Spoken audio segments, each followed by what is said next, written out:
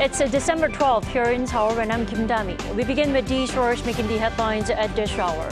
Starting with the South Korean leader's state visit to the Netherlands. President Yoon has arrived in Amsterdam with a mission to upgrade the chip alliance between the two countries. There'll be a welcoming ceremony and a visit to the Dutch semiconductor firm ASML on his first full day there. The Israeli military says it has almost pushed Hamas out of Gaza, saying the militant group is on the verge of dissolution. According to the Gaza Health Ministry, the Palestinian death toll has now exceeded 18,000. Ukraine's President Volodymyr Zelensky made a plea for additional U.S. military aid during his third visit to the United States, ahead of a crucial vote in the U.S. Congress on further assistance. President Yoon landed in the Netherlands on Monday local time, beginning his state visit to the nation, which he emphasized will be more or less be all about semiconductors. Our Oh Soo-young is traveling with the president and tells us what to expect. President Yoon pledged to turn the Korean-Dutch chip cooperation into a semiconductor alliance through his state visit this week, as South Korea looks to secure its supply chain of chip-making parts and equipment. Speaking at a banquet for around 100 Korean expats in Amsterdam after his arrival, he stressed that the focus of his visit is primarily about chips. Semiconductors made up 18.9% of the trade-dependent country's exports as of last year. 이번 방문을 계기로 한국과 네덜란드의 반도체 협력은 이제 반도체 동맹으로 그 관계가 격상되게 될 것입니다. 반도체는 우리의 산업뿐만 아니라 안보에도 중요한 그런 분야입니다. Yoon and King Willem Alexander will visit the headquarters of ASML, the world's largest producer of lithographers, core equipment used for making semiconductors. The heads of major chip producers Samsung and SK Hynix, Lee Jae-yong and Choi Tae-won will also join the visit. The South Korean president will become the first world leader to have access to the clean room facility, where he is likely to get a glimpse of extreme ultraviolet lithography machines capable of producing 2-nanometer chips, roughly 10 to 15 times faster than 3-nanometer chips, currently the most advanced on the market. This, according to senior officials, indicates positive signals for South Korea in procuring the latest equipment to further boost its chip-making capacity. The performance of microchips determines the fate of not only AI, quantum and biotechnology, but also advanced weaponry. Although Korea is a global chip-making powerhouse, it falls short in terms of equipment and materials. In order to maintain and develop our reputation as a chip manufacturing powerhouse, it is crucial to forge strategic alliances with countries leading in materials and equipment, such as the Netherlands, the United States, and Japan. The leader is expected to agree on a variety of deals, including on semiconductor cooperation and a dedicated dialogue channel, following his bilateral talks with Prime Minister Mark Rutte on Wednesday at The Hague. 물론 한국과 네덜란드는 국방 안보와 같은 이런 전략적 분야부터 시작해서 경제, 문화 교류까지 또 첨단 과학기술 분야의 교류까지 다양한 분야의 그 지평이 확대되고 있고 이번 방문을 통해서 많은 또 이런 협정과 MOU들이 체결되면서 한내의 관계가 더욱 깊어질 것입니다. Yoon's official engagements began on Tuesday, marking the first state visit for a South Korean leader to the country in 62 years of bilateral ties, which were upgraded to a strategic partnership last year. The two-side strategic partnership will set out to bolster their security cooperation rooted in their solidarity of shared values and economic security cooperation based on their high-tech alliance. Oh Soo-young, Arirang News, Amsterdam. Israel's defense minister says his troops are on the verge of dismantling a Hamas battalion in northern Gaza. Meanwhile, the Washington Post reports Israel used U.S.-made white phosphorus munitions in an October attack in southern Lebanon that injured at least 9 civilians. Lee Seung-ja has more. Israeli Defense Minister Yoav Gallant said Monday that Israeli troops are encircling Hamas's last two strongholds in northern Gaza, adding that Hamas battalions in the Jabalia and Shijaya areas are on the verge of dismantling. The defense minister added that the Hamas fighters that have already surrendered said they are short of weapons and food. He went on to say that Israeli forces are near a breaking point in the northern Gaza Strip, calling upon remaining Hamas fighters to surrender, as he promised to spare their lives if they do so. The comments come as the Israel Defense Forces and the Israeli Security Agency announced last week that more than 500 Hamas and Islamic Jihad fighters had been captured over the past month. Gaza's health ministry reported that over 18,000 Palestinians have now been killed since the start of the armed conflict. The ministry spokesperson also reported that the bodies of 208 dead Palestinians were transferred to hospitals in the Gaza Strip during the past 24 hours, with over 400 others injured during that time. He called on medical teams around the world to go to the Gaza Strip to help with life-saving operations for the wounded Gazans, stressing that hundreds of wounded people are seeking treatment. Meanwhile, according to a report by the Washington Post on Monday, Israel used U.S.-supplied white phosphorus munitions in an October attack in southern Lebanon that injured at least 9 civilians. According to the report, a journalist working for the Post found remnants of 3 155mm artillery rounds fired into Deira, near the border of Israel. The attacks incinerated at least 4 homes. The rounds were said to have been saturated with white phosphorus that burns at high temperatures. Despite accusations of war crimes by human rights groups, the Israel Defense Forces said that white phosphorus shells launched by Israel are used to create smoke screens, not for targeting or causing fires, adding that it complies and goes beyond the requirements of international law. 이승재, Arirang News. Ukraine's leader Volodymyr Zelensky has made another trip to Washington, D.C. to urge lawmakers to greenlight more military aid for his country as a proposed military aid package remains stalled in Congress. Park Gun-woo with the latest. Ukrainian President Volodymyr Zelensky has arrived in Washington, D.C. on Monday in an attempt to rescue a U.S. defense support package worth $60 billion to Kyiv. The package is currently stalled in U.S. Congress as it's opposed by Republicans who are arguing that more money should be used for domestic security at the U.S.-Mexico border.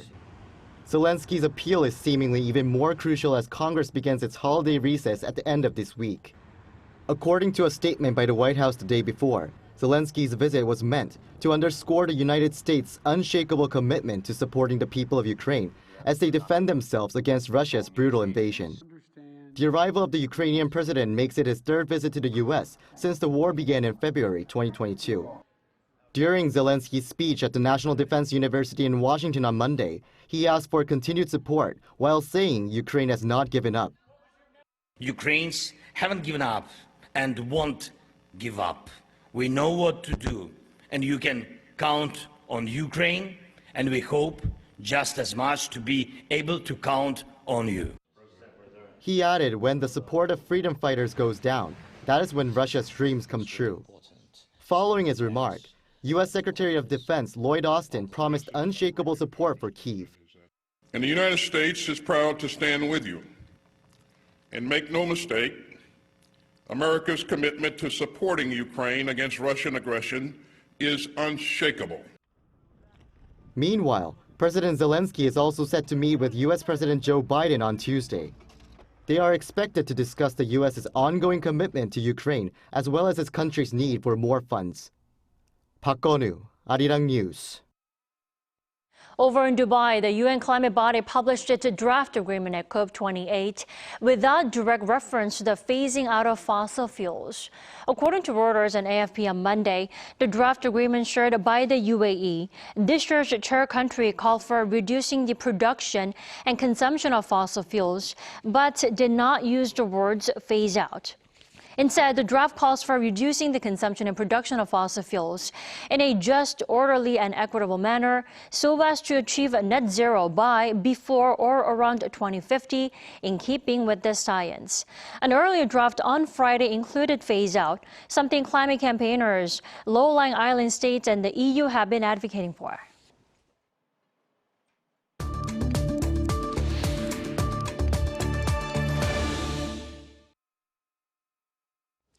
It's been a week since self-driving buses took to the roads at nighttime here in Seoul, connecting the busiest regions of the capital area. Are they the future of public transportation? For more, we're joined by Professor David Shim this morning. Welcome to the program. Hi, thanks for having me. Thanks for joining us. Professor Shim, how safe would you say these self-driving buses are? I mean, is it really safe for them to be out there alone? Well, autonomous cars, they have always some kind of, some challenges and risks. But in Korea, Seoul right now, they do have a safety driver on board, and they are constantly monitoring the bus behavior. So I think it is a good approach to try in that matter. So it is basically a very bold challenge in Korea. Right, and they are technically designed to avoid obstacles when there are in the way as well, right? Yes. Now, how they can understand the surrounding situation, and they can make some autonomous decision, and they can go around other cars, safety, or the pedestrians or motorcycles, something like that. So I think they are doing a great job. Right, and also for unexpected incidents or occasions, that's why we have a driver there on the site without his hands on the handle, though. Now, how can these autonomous driving vehicles then be maybe a solution to tackling transportation-related challenges, like maybe environmental issues? Right now, they are operating in the nighttime, but I think they will try to do it other time in the daytime later on. And also, they are electric bus, so by nature, they are environmentally more friendlier than typical other cars. And I think eventually they will try to do some more personalized forms of transportation, such as a taxi or even private vehicles. If they are all turned autonomous and electric, I think they can really help reducing carbon signature, anything like that. Right. According to you, Professor Shim, these self-driving buses are great ideas in terms of them being eco-friendly and also a great news for people who don't drive, including myself. Then what are some of the challenges that remaining of the challenges of these self-driving buses? What is it that we need to be mindful of still? So right now, I was told there are two people. One is driver, the others are handler. And a bus is not only a driving system, but it has to, deal with the passengers. They can make some, issues. So some people, like the drunken people, things like that. So there are two people. So if you really think about two people always on the car, then it doesn't really help, right? So I think later on, if autonomous driving technology gets better, more developed, then there should be no people, at least only one person handling the passengers, but the safety driver should be removed eventually. Then I think that's the next challenge. So they have to also operate the car, the buses in the daytime, and also other form of the transportation. To do this, we need to do a lot of more the AI, more advanced AI, to handle all the situations, not only driving, but a lot of different things happening in the street. Right, that will be another upgrade. Now, I'd like to point out this is the first time self-driving vehicles have been used exclusively for regular nighttime public transportation routes, the first in the world. Professor Shim, would you say South Korea is a frontrunner in the field of future transportations? I think the bus on the regular street is one of the first try in the world. As you know, in the U.S., in San Francisco, the Google and GM, they have tried the autonomous taxi without any driver. So that is quite achievement. So it's been about a year or so. So we are doing it right now. It's the nighttime because, as you guess, there are less traffic, and it's also Seoul. There's another advantage is that we have the bus dedicated lanes. So this makes the driving easier in the nighttime. So that's the reason we are doing. But later on in Korea, if we really are more advanced, then we will try to expand it to other form of the transportation like a taxi. So we have to do more research on AI, advanced traffic system, and also the other legal issues to extend our services.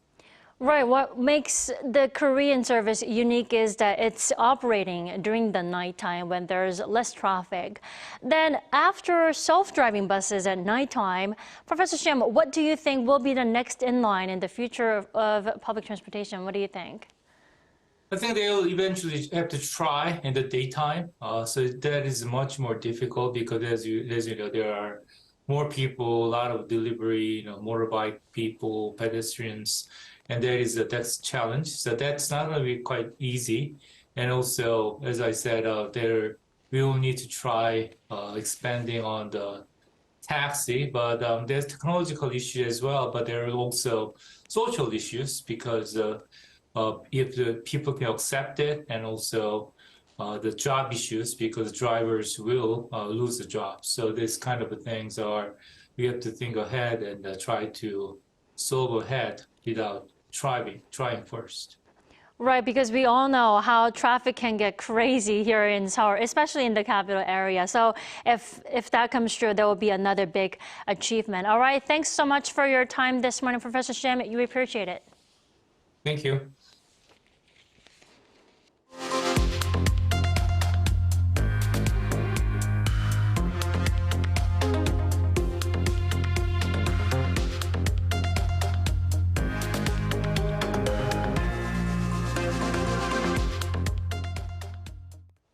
The COVID-19 pandemic has taught us a great lesson that global cooperation on health concerns is essential. Now, to play its role, South Korea has opened the Global Health Security Coordination Office.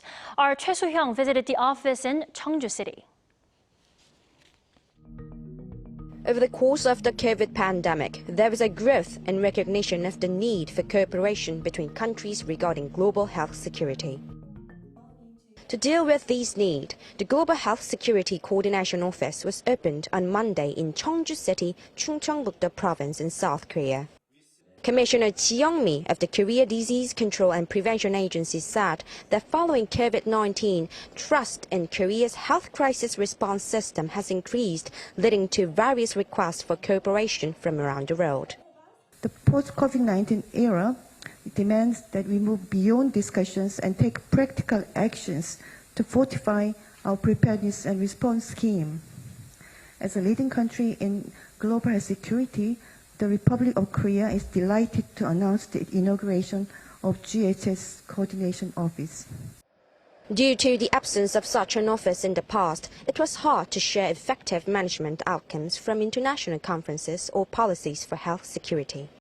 There was no coordination of all those outcomes of the evaluations. So with this establishment of coordination office in Korea, I think it will be really very beneficial for countries to really strengthen the capacity for health emergencies. A total of 71 countries and 10 international organizations are participating and will hold a ministerial-level annual conference on health and medical issues. Commissioner Ji noted that Korea was part of the leading group of 16 countries, including the United States and the United Kingdom and Netherlands. I think we are ready to play a leading role to take the shared responsibility for health emergencies. Korea is a leading country in Asia, but we can also play a role for the world. The new office will serve as an executive secretariat, supporting exchanges of health information between countries and international organizations, providing experts in different fields and offering educational programs, among others. In the future, it will establish specific action plans in the areas of prevention, defense and response, which will include immunization, antimicrobial resistance, biosafety, and legal preparedness. Additionally, the office will coordinate and evaluate each country's operations and proceedings as part of a global health security agenda. Choi Soo-hyung, Arirang News, Cheongju.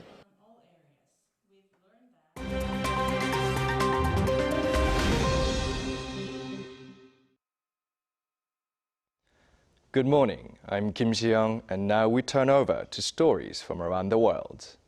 We begin today in Poland, where its parliament elected the Centralist Party leader Donald Tusk as Prime Minister on Monday, giving him a mandate to form a new coalition government.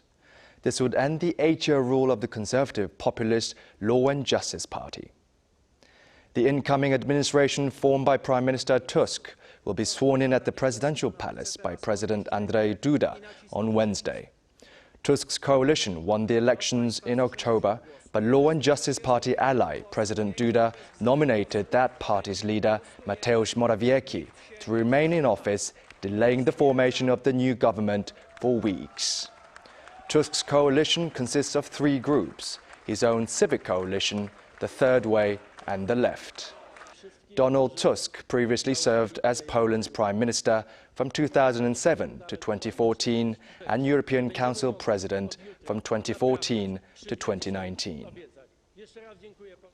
Now moving over to Switzerland, where a gunman on Monday killed 2 people and injured 1 in the southern town of Seoul.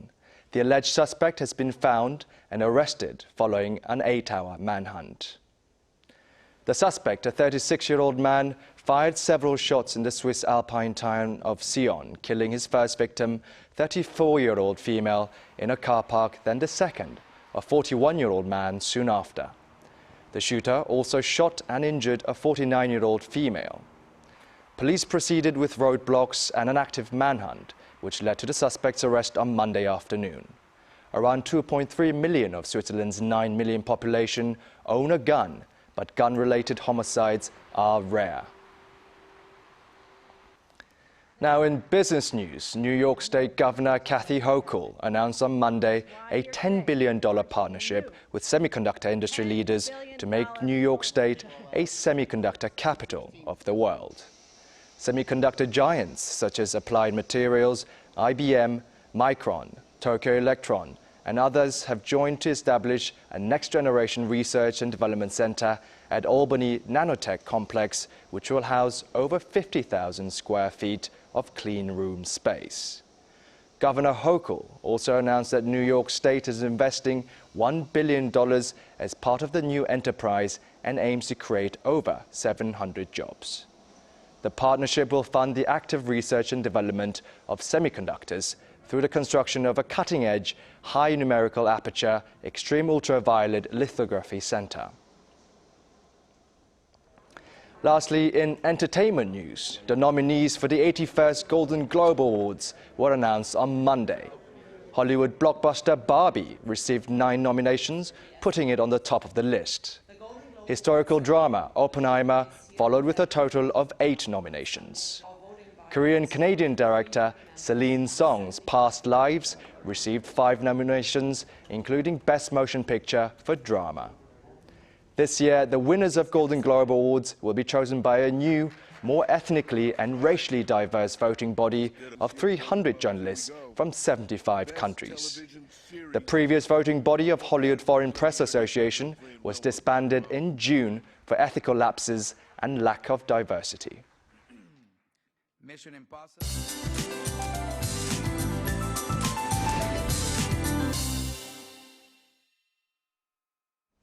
Good morning. This year's December has been an extreme one, from record-breaking spring warms to a rain advisory being issued in Gangwon-do for the first time in December, and a snowstorm on the same day. And heavy snow alerts remain in place in the east of Gangwon-do province this morning. Mountainous regions could see 15 centimeters of more snowfall through tonight, while the rest of the country should see rain going away as the morning goes on. Also, strong winds continue in most places, with a wind advisory issued in Jeju and coastlines in Jeollanam-do and Gyeongsang-do provinces today. It's a chillier start to the day, and afternoon highs are 3 to 5 degrees lower this afternoon. Seoul topping out at 9 degrees, Daegu and Gwangju seeing highs of 12 degrees Celsius this afternoon. Also, the capital area can expect sunnier skies this afternoon. The warming trend continues through the end of the week, but rain will bring teeth-chattering temperatures to the country starting Sunday, going down to as low as minus 15 degrees next week. That's Korea for you, and here's a look at the international weather conditions.